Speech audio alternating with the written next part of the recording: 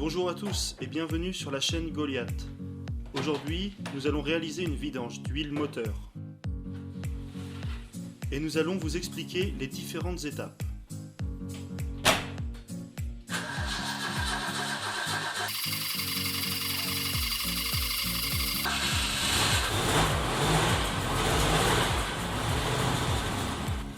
Ce que vous voyez à l'image, c'est une Citroën SM de 1971. Produite à seulement 12 920 exemplaires, elle est équipée d'un moteur V6 Maserati et de suspension oléo-pneumatique. C'est pourquoi elle est en train de s'élever.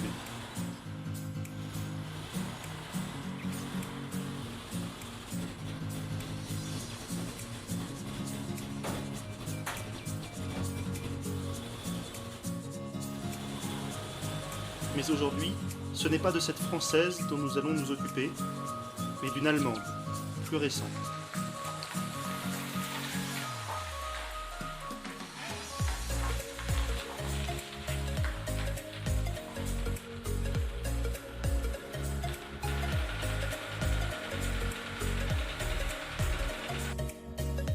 Sur cette voiture, la vidange se fait environ tous les 15 000 km.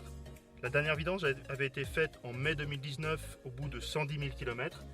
Et là, si on zoome et qu'on regarde, on voit qu'on a atteint 124 630 km. Donc en fait, on a fait 14 630 km avec cette huile. Il est grand temps de la changer.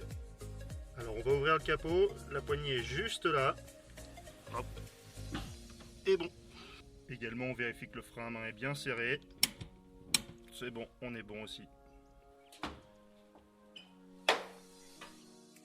Donc on est avec une Volkswagen Polo de 2001, il me semble. C'est une Polo essence avec un moteur 1,4 litre, 16 soupapes. Donc dans un premier temps, on va se pencher sur le matériel et les outils nécessaires pour réaliser une vidange de voiture. On va avoir besoin d'huile, de l'huile neuve. Dans notre cas, on va prendre de la 10W40. Il va nous falloir également un filtre à huile qui correspond à celui de notre voiture. On va avoir besoin d'un joint pour le bouchon de vidange, et donc on a des joints en cuivre ou des joints caoutchouc. Il nous faudra quelques outils également, des clés. Alors ici on a une clé à cliquer, une clé carrée et une clé à filtre. On contrôle le niveau d'huile. On essuie entièrement la jauge, on la remet dedans à fond, on la ressort, et là on va venir constater le niveau d'huile. J'essaye de m'approcher, mise au point. Bon, du coup on voit pas. J'ai remis de l'huile récemment et on était à la moitié du niveau, donc il est temps de la changer. De toute façon elle a déjà 15 000 km. Donc là on va partir à la chasse au filtre à huile, on va essayer de le trouver. Il est caché derrière l'alternateur. Alors là on voit un embout hexagonal. On n'y accédera pas par le dessus, hein, c'est compliqué, on va y accéder par le dessous. Donc là on va venir vérifier quel type de boulon on a à dévisser pour faire la vidange. Donc là on a le bloc du bas moteur, hein, c'est le carter d'huile. Et ici on a la vis de vidange. C'est par là qu'on va faire sortir l'huile. Là en passant rapidement la main, je vois bien qu'il n'y a pas de trou carré au centre. Hein. Donc on n'utilisera pas cette clé là, elle ne va pas nous être utile. En revanche, on va utiliser une clé classique avec des douilles. Maintenant, il faut savoir quelle douille on a. On va commencer par la plus grande, la 21. Bon, ça passe, mais c'est un peu large. On va tester la 19. Bon, c'est parfaitement celle-là. C'est la 19 qu'il nous faut. Donc on garde ça. Donc pour aider à évacuer l'huile, on va légèrement tirer la tirette, hein, ça va permettre à l'air de passer, et on va également enlever le capuchon, ça ce sera pour remplir l'huile.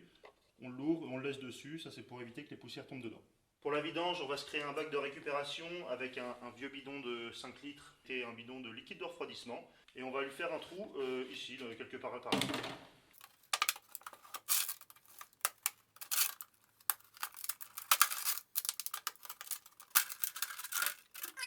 Et on va venir le placer sous la voiture.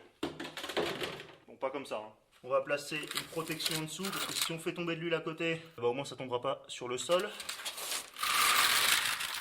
Voilà. Et on va placer notre bac de récup au niveau de la vis de purge. Alors là, ce qu'on remarque, c'est qu'on ne peut plus passer la main. On viendra le placer plus tard. On va se le garder sur le côté, prêt à le mettre. Et on va venir commencer par démonter ça. On va essayer de faire les choses proprement. Donc là, j'ai mis des gants. J'ai un petit peu de chiffon à côté, au cas où ça se passerait mal. Il n'y a pas de raison. Donc, j'ai ma clé. Et on va la mettre là. Si elle veut bien. Voilà. Et là, on se rend compte que... Ah, ça va. C'est pas trop serré. C'est moi qui avais fait la dernière fois. Donc ça va, j'avais pas serré comme un fou. Maintenant que c'est desserré, on va pouvoir commencer à le tourner. Et on va surtout mettre ça pas loin pour pas en foutre partout. Hop, voilà. On dévisse lentement. Ah bah attends, c'est dur, qu'est-ce qui se passe? C'est bon. Ah bon. La petite surprise, c'est dur, on va remettre un coup de clé.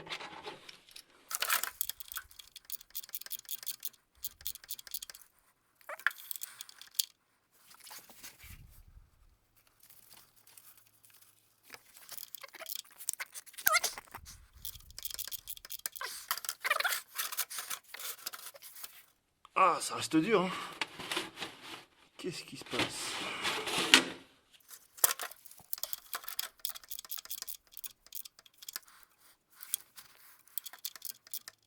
Ok, on doit pas être loin là. On va remettre ça. On va pas faire le fou. Ah, c'est fou ça.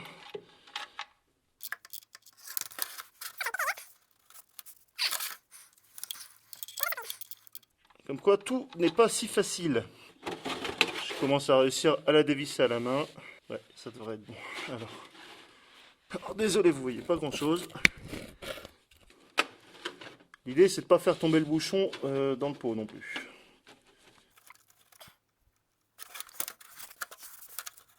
Et au moment où on va sentir que ça commence à devenir lâche, on va retenir la vis pour pas qu'elle tombe dedans et pour éviter de se foutre de l'huile sur les doigts.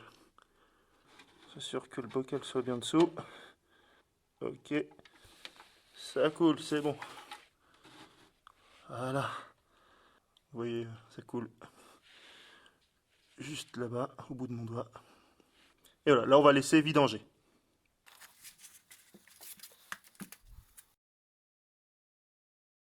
Donc maintenant on va venir nettoyer ce bouchon. Donc en fait je l'ai déjà nettoyé, hein. Comme ça on va pouvoir voir s'il est dégradé ou pas.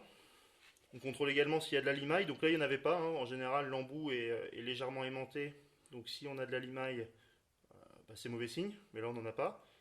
Et on va venir enlever le joint en cuivre qui est juste là. Bon, ça s'enlève facilement. Voilà. Donc là on a un joint en cuivre. Donc c'est une bague creuse qui s'écrase. Il y a une petite fente au centre, je ne sais pas si on la voit bien, peut-être mieux ici, voilà. Et là, bah, on va regarder avec les autres joints qu'on a, si on en a un qui colle bien. Normalement, on s'en assure avant. Hop, parfait. Là, j'en ai un. Donc ça, c'est l'ancien. Et ça, c'est un nouveau. Il fait le même diamètre intérieur et le même diamètre extérieur. Voilà.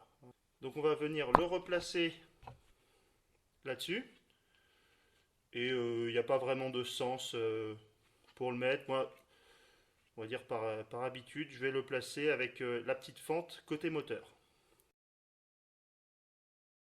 Ok, donc là on voit qu'on a à peu près un demi-bidon de 5 litres qui est rempli. Donc grosso modo, en fait, on va avoir à peu près 3 litres d'huile à remettre dans le moteur. Là, on voit que ça ne goûte plus beaucoup. C'est du goutte à goutte. On va pouvoir venir remettre notre vis avec son nouveau joint.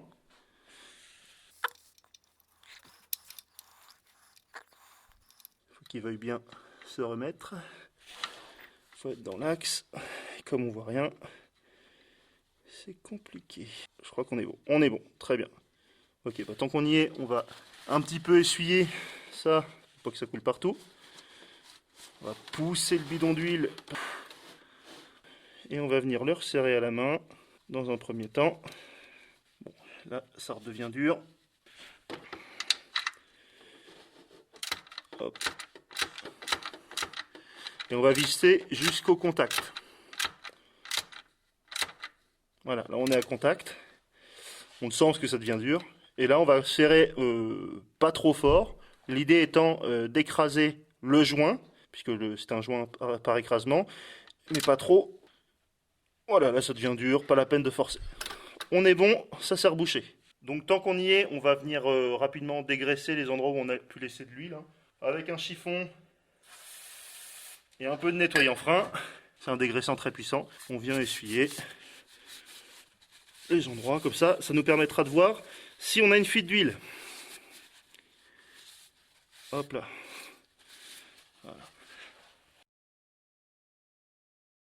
Donc tout à l'heure je vous disais qu'il fallait enlever le filtre à huile et nous on va passer par dessous. Alors ce qu'on va faire, c'est qu'on va venir tirer notre petite protection pour le sol en dessous avec le bidon pas très loin pour venir récupérer également l'huile qu'il reste dans le filtre. Moi le filtre, je l'aperçois, il est à ce niveau là, hein, donc là j'ai un accès facile à la main, mais pour vous montrer à la caméra c'est compliqué. Et je sais que c'est un embout de 30 pour enlever mon filtre. Ça c'est le nouveau filtre, hein. Là j'ai une douille, j'ai un embout de 30, on voit qu'il rentre dedans et qu'il est dur, voilà, il n'y a pas de jeu, donc on va prendre ça et on va venir démonter le filtre.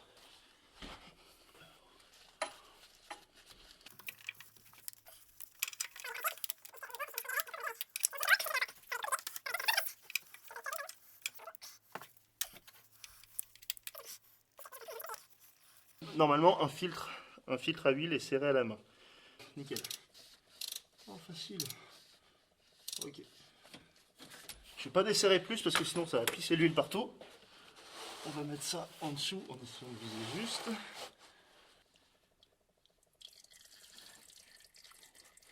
Recentrer. Donc le filtre à huile se change en même temps que la vidange, tous les 15 000 km dans le cas de cette voiture-là. On va essayer de le descendre sans foutre partout. Voilà.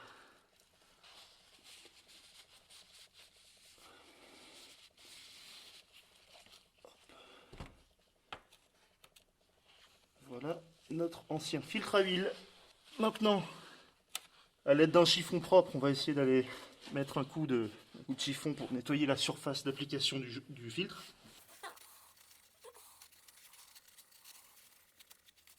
On va pouvoir venir visser le nouveau filtre. Ça c'est le nouveau.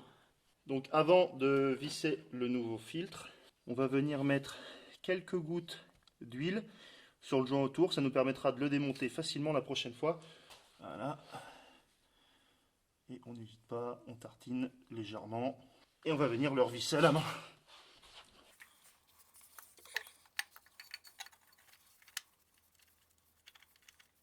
Il est dedans. C'est bon. On visse à la main. Voilà. Là on est en contact. Donc comme j'ai pas du tout de prise, je vais reprendre la clé.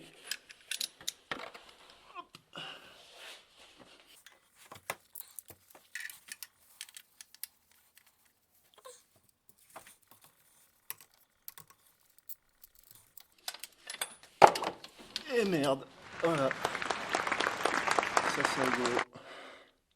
La douille a fait son premier plongeon. On va la dégraisser, hein. Sinon ça va couler partout. De toute façon, on n'a plus besoin du bac de récupération. On va pouvoir y aller tranquillement. Alors. Et merde.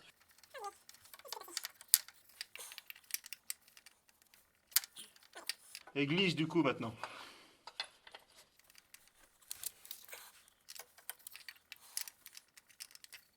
Réessayons avec la clé entièrement. Oh ben voilà.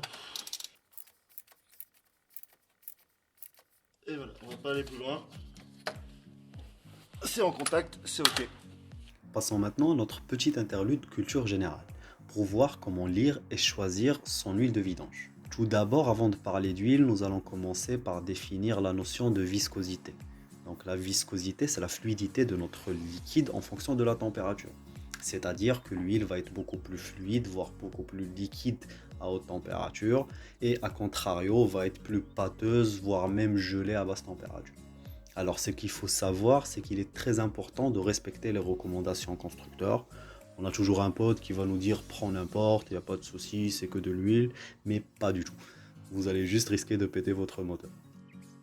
Maintenant, par rapport au grade de l'huile. Comme vous pouvez le voir sur la photo, cet exemple, nous avons une huile 10W40. Donc le 10W représente la fluidité à froid, le W revient à winter ou hiver, et le 40 ici représente la fluidité à chaud. Ce qu'il faut savoir, c'est qu'il ne faut surtout pas changer cette fluidité à chaud, vu que les pompes et le filtre à huile sont adaptés à cette fluidité. Donc si vous la changez, vous risquez de casser votre moteur. Par contre, pour le 10W, là, suivant la température de l'environnement, ça vaut le coup de le changer. Et à titre d'information, le 15W revient à une utilisation jusqu'à moins 15 degrés, le 10W à une utilisation jusqu'à moins 20 degrés et le 5W jusqu'à moins 25. Voire même le 0W qui représente une utilisation jusqu'à un maximum de moins 30 degrés.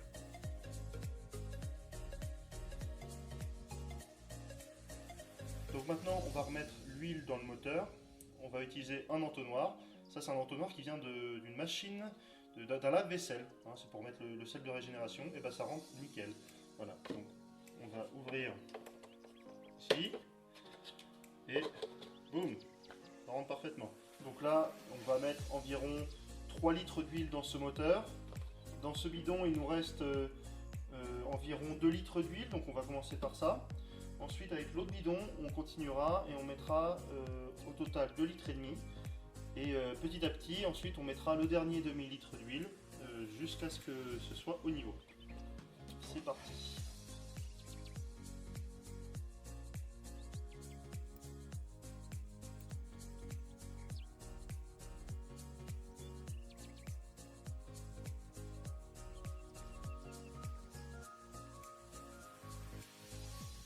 Et voilà, fin de ce premier bidon. Voilà, on va s'arrêter là. On utilisera ce bidon là pour mettre l'ancienne huile de vidange et on ira bien la porter à la déchetterie, c'est très important. On clip et on remonte. Et là on va venir contrôler le niveau d'huile et on voit, donc là on arrive à la moitié, sachant que le filtre à huile n'est pas encore rempli. Donc on va remettre un petit peu d'huile et on va faire tourner le moteur. Un peu.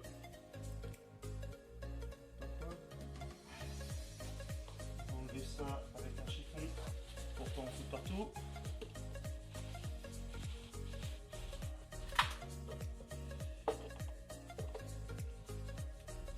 Voilà. Donc voilà, on a fait tourner le moteur quelques secondes, là on a fait à peu près 1 minute. Donc l'huile a correctement circulé dans tout le moteur, elle a rempli le filtre à huile. On va attendre que l'huile redescende dans le carter d'huile pour pouvoir mesurer avec la jauge à huile et éventuellement remettre de l'huile si besoin. Il est important qu'il y ait assez d'huile car un manque d'huile peut donner une casse moteur. Il est très important également de ne pas dépasser le maximum, sinon on risque de dégrader le moteur également. Donc voilà, c'était la vidéo de présentation d'une vidange de voiture. Alors là, on l'a fait sur une voiture essence, on aurait pu le faire sur une voiture diesel, ça revient à peu près, ça revient au même. On peut rencontrer différents aléas. Là, par exemple, on avait une difficulté pour accéder au filtre. Il faut savoir aussi que tous les filtres ne se ressemblent pas. Là, on avait un filtre avec un embout hexagonal. Parfois, il n'y a pas d'embout, donc on a besoin d'une clé à filtre. Et parfois, on a des filtres papier qui sont dans des cloches plastiques. Donc voilà, il faut savoir les trouver et après il faut les remplacer à chaque vidange. Voilà, c'est important. Donc voilà, la vidange est terminée. La voiture est prête pour repartir pour environ 15 000 km. Et ce qu'on vient de faire là nous aura coûté environ 30 euros. 20 euros d'huile, 5-6 euros de filtre, un joint et un peu de temps, quelques outils. Mais ça, c'est des investissements. Et une vidange en garage vous aurait coûté environ 70 euros. Donc c'est un moyen de faire quelques économies assez facilement et assez rapidement. J'espère que cette vidéo vous a plu. Merci à Nouaman pour toutes ces explications et on se retrouve bientôt pour un prochain épisode. Salut!